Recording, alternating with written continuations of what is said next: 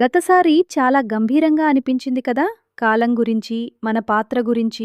అవునమ్మా, కృష్ణుడు తాను కాలమని చెప్పినప్పుడు అర్జునుడికి చాలా భయంగా అనిపించిందని చెప్పారు. భయంగా అనిపించింది నిజమే, కానీ ఆ భయం వేరే రకమైనది. చెడు జరుగుతుందని భయం కాదు, చాలా పెద్దదేదో చూసినప్పుడు అర్థం కాక ఊపిరి ఆగినట్టు అనిపించే ఆ ఫీలింగ్ ఉంది కదా, అది. నాన్నా, ఆకాశంలో చాలా నక్షత్రాలు చూసినప్పుడు నాకు అలా అనిపిస్తుంది.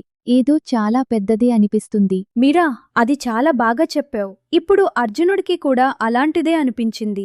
ఏంగా మారింది? ఇప్పుడు అదే చూద్దాం. అర్జునుడు మాట్లాడటం మొదలుపెట్టాడు, కాని ఈసారి వేరేగా మాట్లాడాడు. అర్జున ఉవాచ స్థానే హృషీకేశ తవ ప్రకీర్త్యా జగత్ప్రహృష్యత్య నురజ్యతే చ రక్షాంసి భీతాని దిశో ద్రవంతి సర్వే నమస్యంతి చ సిద్ధసంఘాః.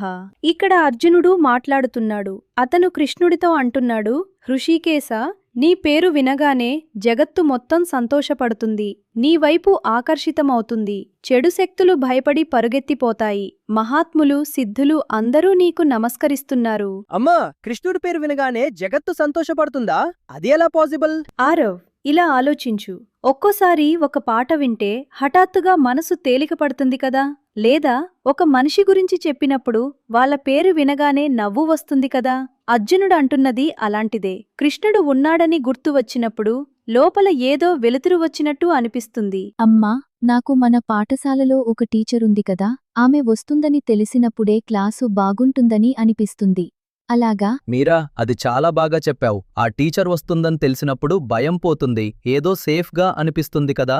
ఆ ఫీలింగ్, ట్రస్ట్ నుండి వచ్చే సంతోషం, అదే భక్తి. భక్తి అంటే భయం కాదు, ప్రేమ నుండి, నమ్మకం నుండి వచ్చే కనెక్షన్. భక్తి అంటే డివోషన్ కదా నాన్నా? అవును, భక్తి అంటే ప్రేమతో, నమ్మకంతో చేసే కనెక్షన్. అర్జునుడికి ఇప్పుడు కృష్ణుడు ఎంత గొప్పవాడో అర్థమైంది. కాని ఆ అర్థమైనప్పుడు అతనికి భయం కాదు, ఆనందం కలిగింది. అదే ఈ శ్లోకంలో చెప్పింది. నాన్నా, చెడు శక్తులు పరుగెత్తిపోతాయని చెప్పారు. అది ఎందుకు? మీరా, వెలుతురు వస్తే చీకటి ఉండదు కదా, అలాగే చెడు అనేది కృష్ణుడి ప్రెజెన్స్లో నిలవలేదని అర్జునుడు చూశాడు. అది అర్జునుడికి చాలా ఊరట కలిగించింది. ఇప్పుడు తర్వాతి శ్లోకం చూద్దాం. అర్జునుడు ఇంకా ఏమంటున్నాడో. కస్మాచ్చతేన నమేరన్ మహాత్మన్ గరీయసే బ్రహ్మణోప్యాదికర్త్రే అనంత దేవేశ జగన్నివాస వాసత్వమక్షరం సదసత్తక్పరం యత్. ఇక్కడ అర్జునుడు అడుగుతున్నాడు, మహాత్మా, బ్రహ్మ కంటే కూడా గొప్పవాడివి నువ్వు, అన్నిటికీ మొదటి కారణం నువ్వు. అలాంటి నీకు ఎవరు నమస్కరించకుండా ఉంటారు? అనంతుడా, దేవేశ, జగత్తుకు నివాసమైనవాడా, నువ్వు మారనిది, ఉన్నది కూడా నువ్వే, లేనిది కూడా నువ్వే, అన్నిటికీ అతీతంగా ఉన్నది కూడా నువ్వే. అమ్మా, ఉన్నది కూడా నువ్వే, లేనిది కూడా నువ్వే అంటే ఏమిటి? అది ఎలా పాసిబుల్? ఆరో, ఇలా ఆలోచించు. ఒక చెట్టు ఉంది అనుకో, అది ఉంది, కానీ అది పుట్టే ముందు విత్తనంలో అది లేదు అని అంటావా? విత్తనంలో చెట్టు ఉంది, కానీ కనిపించడం లేదు. అలాగే కృష్ణుడు, కనిపించేది కూడా ఆయనే, కనిపించనిది కూడా ఆయనే. ఓ, అంటే అన్నిట్లోనూ ఆయన ఉన్నాడు అని. అవును, అర్జునుడు ఇప్పుడు అది చూశాడు. అందుకే అతను నమస్కరించకుండా ఉండలేకపోయాడు. మనకంటే చాలా పెద్దదేదో ఉందని అర్థమైనప్పుడు మనసు దానికి వంగిపోతుంది. అది హ్యూమిలిటీ. హ్యూమిలిటీ అంటే ఏమిటి నాన్నా? మనమన్నీ తెలుసు అని అనుకోకుండా ఇంకా నేర్చుకోవాల్సింది చాలా ఉంది అని మనసులో అనిపించడం. అర్జునుడికి ఇప్పుడు అది అనిపించింది. కృష్ణుడి ముందు నేను చాలా చిన్నవాడిని అని. అది వీక్నెస్ కాదు, అది నిజంగా గొప్పదేదో రికగ్నైజ్ చేయగలగడం. ఇప్పుడు తర్వాత ఏం చెప్పాడో చూద్దాం. త్వమాదిదేవః పురుషః పురాణస్ త్వమస్య విశ్వస్య పరం నిధానం వేత్తాసి వేద్యం చ పరం చ ధామ త్వయా తతం విశ్వమనంతరూప. ఇక్కడ అర్జునుడు అంటున్నాడు, నువ్వు అన్నిటికంటే ముందు ఉన్న దేవుడివి, అత్యంత పురాతనుడివి. ఈ విశ్వానికి అన్నిటికంటే ఉన్నతమైన ఆశ్రయం నువ్వు. తెలుసుకోవాల్సింది అన్నీ నీకు తెలుసు, తెలుసుకోవలసిన పరమజ్ఞానం నువ్వే. అనంతరూప, ఈ విశ్వమంతా నీవల్లే నిండి ఉంది. అమ్మా, విశ్వానికి ఆశ్రయమంటే ఏమిటి? ఆశ్రయమంటే షెల్టర్ కదా? అవునారో, వర్షం వస్తే మనం ఇంట్లోకి వస్తాం కదా, ఇల్లు మనకు ఆశ్రయం.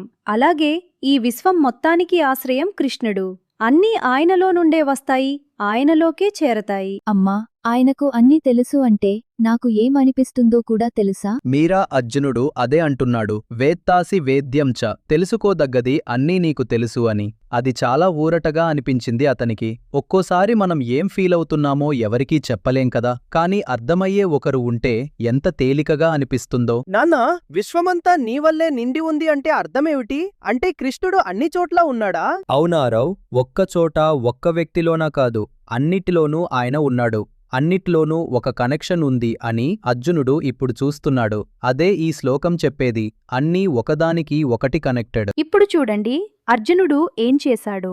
వాయుర్యమోగ్నిర్వరుణః శశాంకః ప్రజాపతిస్త్వం ప్రపితామహశ్చ నమో నమస్తేస్తు సహస్రకృత్వః పునశ్చ భూయోపి నమో నమస్తే. ఇక్కడ అర్జునుడు అంటున్నాడు, నువ్వు గాలివివి, నువ్వు యమధర్మరాజువి, నువ్వు అగ్నివి, నువ్వు వరుణుడివి, నువ్వు చంద్రుడివి, నువ్వు బ్రహ్మవు, నువ్వు అందరికీ పితామహుడివి, నీకు 1000 సార్లు నమస్కారం, మళ్ళీ మళ్ళీ నమస్కారం. అమ్మా, గాలి కూడా కృష్ణుడేనా? అగ్ని కూడా? ఆరవ్, అర్జునుడు ఇక్కడ చాలా ముఖ్యమైనది చూస్తున్నాడు. మనం గాలి లేకుండా బతకలేం కదా, నిప్పు లేకుండా వండుకోలేం, చంద్రుడు లేకుండా రాత్రికుండా రాత్రి చీకటే. ఇవన్నీ మనకు ఇచ్చే శక్తి ఒకటే, అది కృష్ణుడు. అన్నీ వేర్వేరుగా కనిపిస్తాయి, కానీ వాటన్నిటిలోనూ ఒకే ఒక్క శక్తి ఉంది. నాన్న, 1000 సార్లు నమస్కారమని ఎందుకు చెప్పాడు? ఒక్కసారి చాలదా? మీరా, ఒక్కోసారి మనకెవరైనా చాలా హెల్ప్ చేస్తే థ్యాంక్ యూ అని ఒక్కసారి చెప్పినా చాలదు అని అనిపిస్తుంది కదా, మళ్ళీ మళ్ళీ చెప్పాలని అనిపిస్తుంది. అర్జునుడికి అలాగే అనిపించింది. ఆ గ్రాటిట్యూడ్, కృతజ్ఞత లోపల నుండి వస్తుంది, ఎవరైనా చెప్పారని కాదు. అంటే అర్జునుడు ఇప్పుడు భయపట్టంలేదు, సంతోషంగా నమస్కరిస్తున్నాడు. అవును ఆరో, అదే మారింది.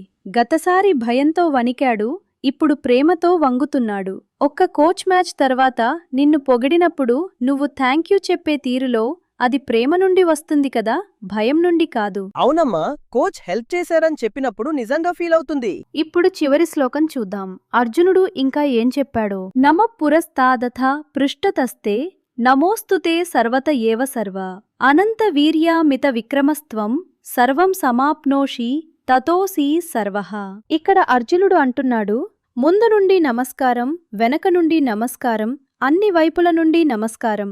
నువ్వు అనంత శక్తి కలిగినవాడివి, అపరిమితమైన పరాక్రమం ఉన్నవాడివి, నువ్వు అన్నిటినీ వ్యాపించావు, అందుకే నువ్వే అన్నీ. అమ్మా, ముందు నుండి వెనక నుండి అన్ని వైపుల నుండి నమస్కారం అంటే ఏమిటి? మీరా, ఒక్కోసారి మనం ఎవరికైనా నమస్కరించాలంటే ముందు నిలబడి చేతులు జోడిస్తాం కదా, కానీ కృష్ణుడు అన్ని చోట్లా ఉన్నాడు. ముందు కూడా ఆయనే, వెనక కూడా ఆయనే, పక్కన కూడా ఆయనే అననే. అందుకే అర్జునుడు అన్ని వైపుల నుండి నమస్కరించాడు. నాన్నా, నువ్వే అన్నీ అని చివర్లో అన్నాడారు కదా, అదేమిటి? ఆరవ్, ఇది చాలా డీప్గా ఉంది. నీళ్లు చాలా రూపాల్లో ఉంటాయి కదా, మంచు, వాన, నది, సముద్రం అన్నీ వేర్వేరుగా కనిపిస్తాయి, కానీ అన్నీ నీళ్లే. అలాగే ఈ విశ్వంలో అన్నీ వేర్వేరుగా కనిపిస్తాయి, కానీ అన్నిటిలోనూ ఒకే శక్తి ఉంది. కృష్ణుడు అన్నిటినీ వ్యాపించాడు కాబట్టి ఆయనే అన్నీ అని అర్జునుడు చెప్తున్నాడు. నాన్నా, అంటే నేను ఒక పువ్వు చూసినప్పుడు కూడా కృష్ణుడు అక్కడ ఉన్నాడా? మీరా, అర్జునుడు ఇప్పుడు అదే చూస్తున్నాడు. ప్రతి చోట ప్రతి చిన్న విషయంలోనూ ఆ డివైన్ ప్రెజెన్స్ ఉంది అని, అది చూడగలగడం, అదే సెల్ఫ్ నాలెడ్జ్. మనం ఎక్కడ ఉన్నాం, ఏమిటి, మనకంటే పెద్దదేమిటి అని అర్థం చేసుకోవడం. నాన్న, అర్జునుడికి ఇది అర్థమైనప్పుడు ఎలా అనిపించిందో? ఆరవ్, మొదటి శ్లోకంలో అతను చెప్పాడు కదా, జగత్తు సంతోషపడుతుంది అని. అది అర్జునుడే అనుభవిస్తున్నాడు. భయం ప్రేమగా మారింది. అది చాలా ఊరట. ఈ 5 శ్లోకాల్లో అర్జునుడు చేసింది ఏమిటో తెలుసా? అతను మాట్లాడాడు, కానీ ఒక్క రిక్వెస్ట్ కూడా చేయలేదు, ఒక్క క్వశ్చన్ కూడా అడగలేదు. ఒక్కసారి ఆలోచించండి, అది ఎంత వేరేగా ఉంది. అవునా నాన్న, అతను ఏమీ అడగలేదు కదా, అన్ని కృష్ణుడికి చెప్పాడు, నువ్వు ఇది, నువ్వు అది అని. అదే భక్తి యొక్క గొప్పతనం. భక్తి అంటే ఏదైనా అడగడం కాదు. ఎవరైనా చాలా గొప్పవారు అని అర్థమైనప్పుడు వారి దగ్గర ఏమీ అడగకుండా కేవలం వారితో ఉండాలని అనిపించడం, అది నిజమైన కనెక్షన్. అమ్మా, నాకు నీతో అలా అనిపిస్తుంది. నువ్వు దగ్గర ఉంటే సేఫ్గా అనిపిస్తుంది, ఏమీ అడగకుండా. మీరా చాలా ముఖ్యమైనది చెప్పింది. ఆ ఫీలింగ్, ట్రస్ట్ నుండి వచ్చే సేఫ్టీ, అదే అర్జునుడికి ఇప్పుడు కలిగింది. కృష్ణుడు అన్నిటిలోనూ ఉన్నాడని అర్థమైనప్పుడు నేను ఒంటరిగా లేను అని అనిపించింది అతనికి. నాన్న, ఈ అన్ని శ్లోకాల్లో అర్జునుడు కృష్ణుడికి అర్జునుడికి చాలా రకాల పేర్లు పెట్టాడు కదా, హృషికేశ, అనంత, దేవేశ, జగన్నివాస. ఇవన్నీ ఎందుకు? ఆరవ్ ఒక్కో పేరు ఒక్కో రూపాన్ని చెప్తుంది. ఋషికేశ అంటే ఇంద్రియాలకు అధిపతి, అనంత అంటే అంతం లేనివాడు, జగన్నివాస అంటే జగత్తుకు నివాసం. అర్జునుడు ఒక్క పేరు చాలదు అనుకున్నాడు, ఎందుకంటే కృష్ణుడు అన్ని రూపాల్లోనూ ఉన్నాడు. నాన్న, మనం ఒక్కోసారి అమ్మని అమ్మా అని పిలుస్తాం, ఒక్కోసారి అమ్మీ అని పిలుస్తాం, అలాగా? చాలా బాగా చెప్పావు మీరా. ప్రేమ ఒక్కటే, కాని అది చాలా రూపాల్లో బయటికి వస్తుంది. ఈ 5 శ్లోకాల్లో అర్జునుడు మనకు ఒక విషయం చూపించాడు. డివోషన్ అంటే భయం కాదు, డిమాండ్ కాదు, అది ప్రేమ నుండి, అర్థం నుండి వచ్చే నమస్కారం. నాన్న, అర్జునుడింత చెప్పాడు, కృష్ణుడేమన్నాడు? ఆరవ్, అర్జునుడు ఇంకా చెప్పాల్సింది ఉంది. అతను ఒక విషయం అడగబోతున్నాడు. తను కృష్ణుడితో ఒక్కోసారి చాలా క్యాజువలీ మాట్లాడాడని, నేను నిన్ను సరిగ్గా చూడలేదు అని అనిపిస్తుందని. అంటే అర్జునుడికి పశ్చాత్తాపంగా అనిపించిందా? మీరా తర్వాతి శ్లోకంలో అర్జునుడు అడుగుతాడు, నేను నిన్ను ఫ్రెండ్ అనుకున్నాను, పక్కన కూర్చున్నాను, నవ్వాను, ఇప్పుడు నీ నిజమైన రూపం చూశాను, నన్ను క్షమించు. అది చాలా టచింగ్గా ఉంటుంది. కృష్ణుడు క్షమిస్తాడా? అది చాలా బాగున్న క్వశ్చన్ ఆరో.